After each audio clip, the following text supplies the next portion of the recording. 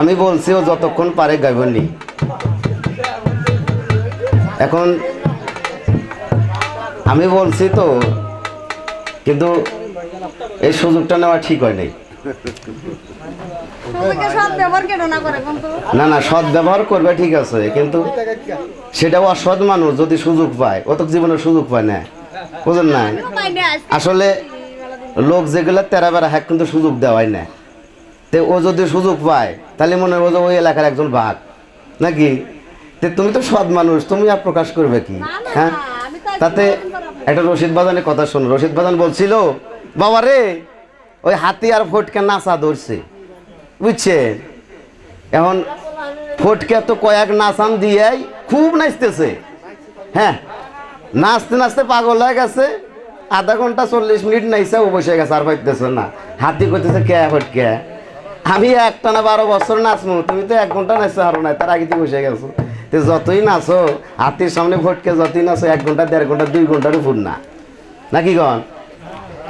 তো বিশেষ করে 40 বছর না হলে এই গানগুলো বোঝা যাবে না। বছরের একটা ভাগ আছে বাবা। গুরুর হাতে বায়াত গ্রহণ করার পরে তার বয়স শুরু হয় তরিকতের জগতে, আর জন্মগত বয়স। কোন বয়সের কথা কইছে? যদি গুরুর হাতে বায়াত গ্রহণ করার পরে যদি 40 বছর হইতে হয়, এই বয়সের কথা যদি কও, তাহলে 2-1 জন পাওয়া যাবো, নাকি কন? হ্যাঁ, তা আমার হয়েছে 20 বছর গুরু ধরছি, তাহলে তো আরো 20 বছর নেবে তোমার গান বুঝতে।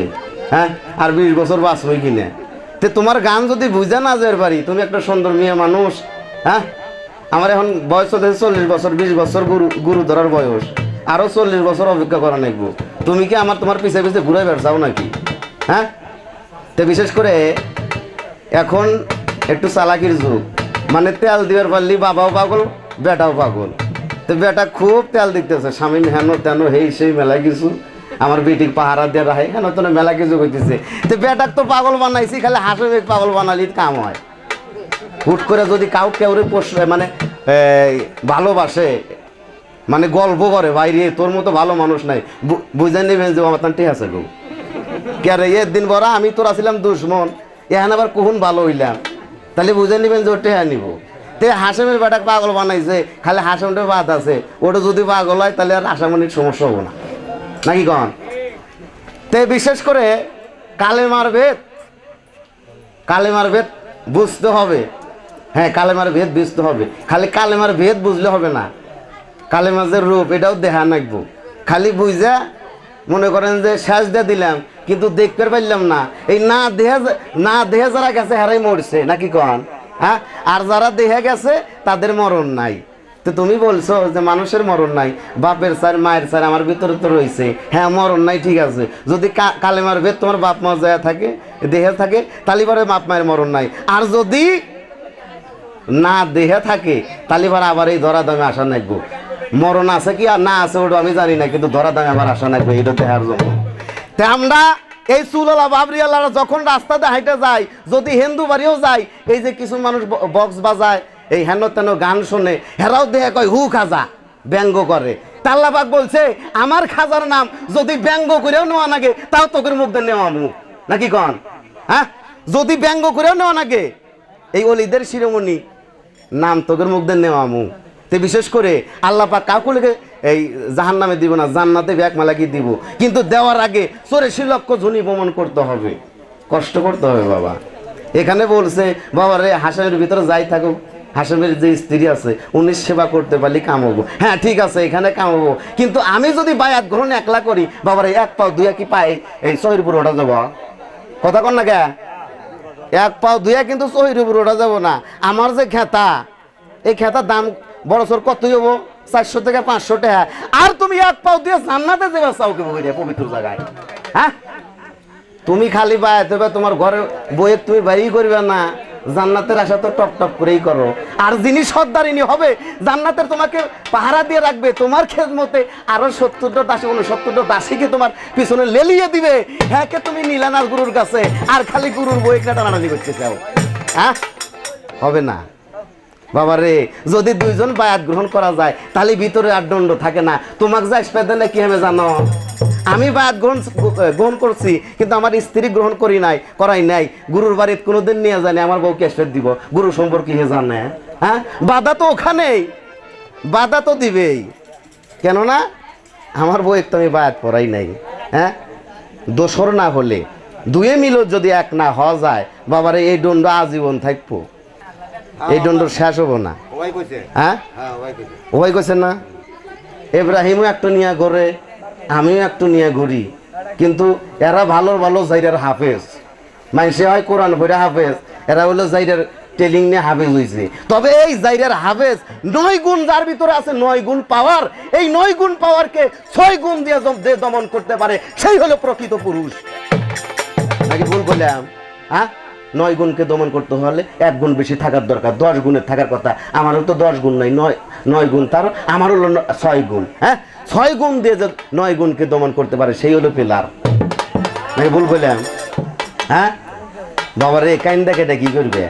কর্মর দ্বারাই সব কিছু হবে, কর্মর দ্বারাই তোমাকে চিনবে। তুমি যদি কর্ম না করো, গুরুকে হাশেম চানকে ধরছো, আজীবন খালি হাশেম চান কয়া গেলে কামো না। তার যে প্রকৃত রূপ, তার যে ঐশিক রূপ, সে যে মাওলা প্রাপ্ত হয়েছে কিনা, সে যে মাওলার রূপে রূপান্তরিত হয়েছে কিনা, এটা তোমার দেখা নেকবো।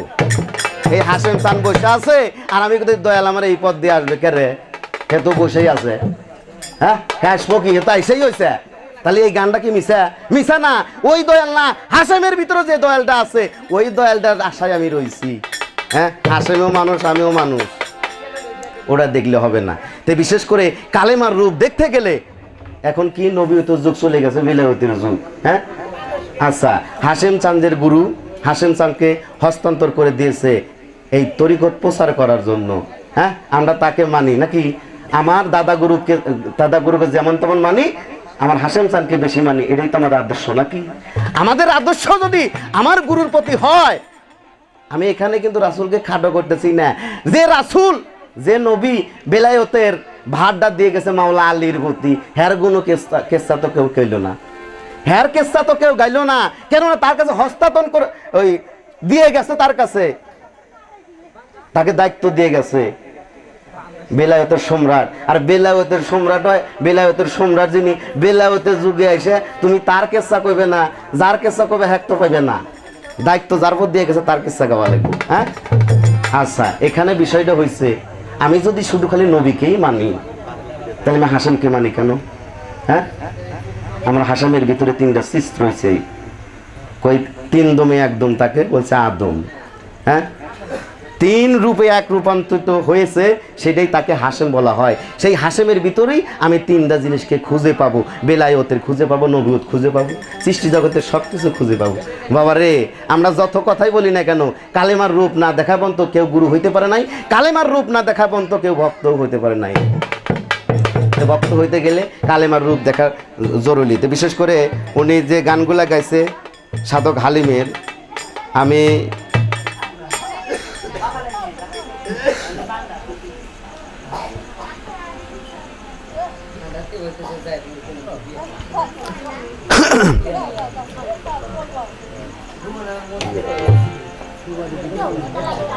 রেডিও চালু,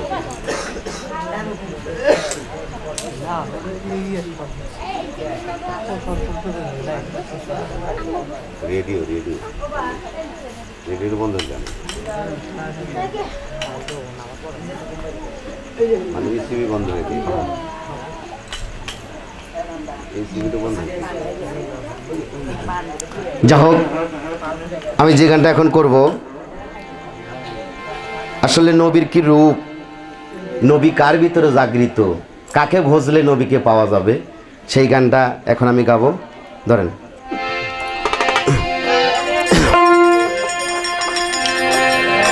ওরে তাওয়াজ্জু হাসিল করে পীরের চরণ ধরে, দেনে দিদারে মজলি নারে মন, দেনে দিদারে মজলি নারে মন।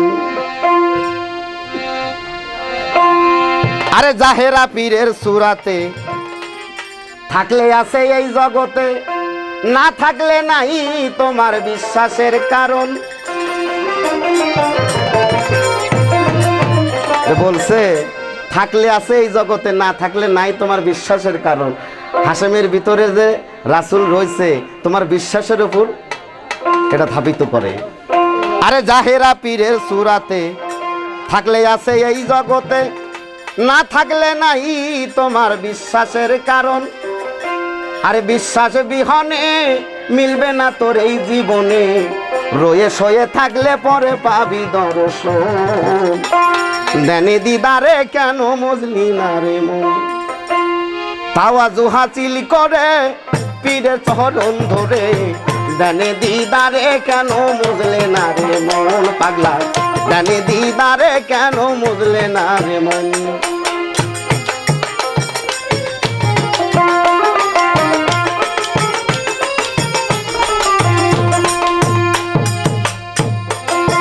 জাহেরা পীরের সুরাতে থাকলে আছে এই জগতে, না থাকলে নাই তোমার বিশ্বাসের কারণ।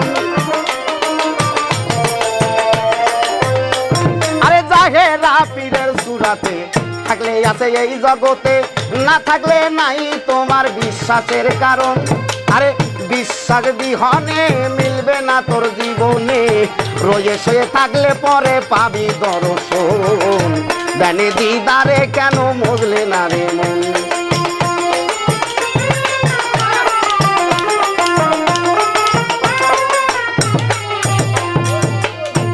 আরে পীর সুরাতে চাহিলে, আরে এসকেতে মজিলে, সে সুরত বদলে হবে নবীজির গঠন।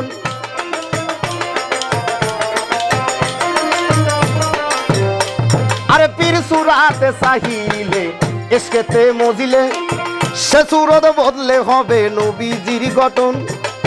সেই নবীর নূরে সর্বঙ্গ জুড়ে,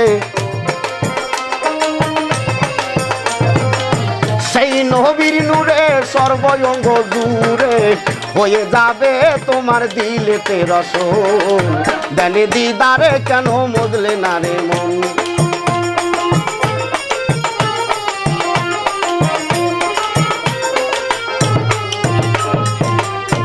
আরে সে যদি নূর মেলে তালা খুন্দি যাই খুলে, আরে পানা পিল্লার খালে কাটাইবে জীবন।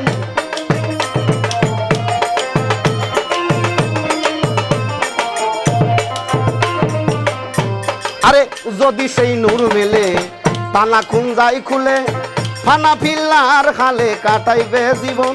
আরে জালালউদ্দিন বলে নিজে নাস্তিক হইলে,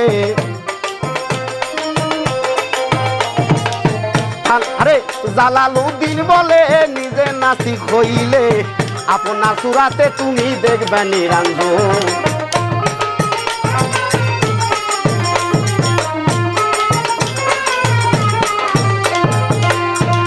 এখানে বলছে জালালউদ্দিন বলে নিজে নাস্তিক হইলে আপনার সুরাতে দেখবা নিরঞ্জন।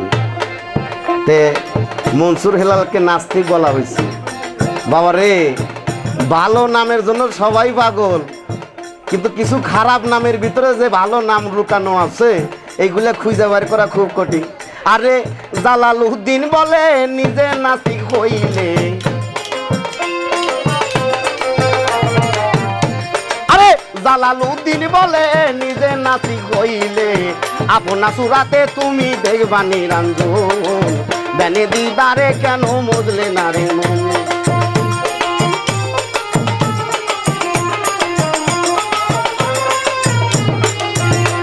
আরে তাওয়াজু হাসিল করে পীরের চরণ ধরে, দেনে দিদারে কেন মজলে না রে মন।